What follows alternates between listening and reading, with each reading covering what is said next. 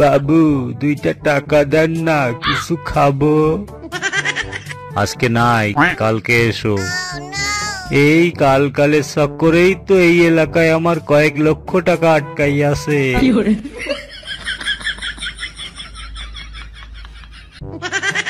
আচ্ছা, আপনি কি মদ খান?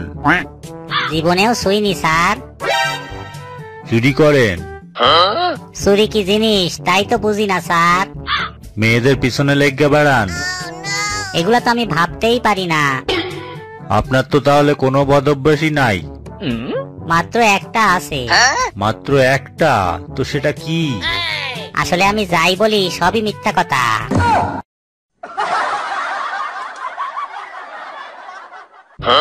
জানিস কাইসা, আমি একটা জিনিস আবিষ্কার করছি যা দিয়া পাশের বাসা সব সিন পরিষ্কার দেখা যায়। ও তাই নাকি, তাই নাকি? তা জিনিসটা কি? সেটা হলো ওদের ঘরের দেওয়ালে একটা ফুটা, যাকে ভদ্র ভাষায় বলে ছিদ্র।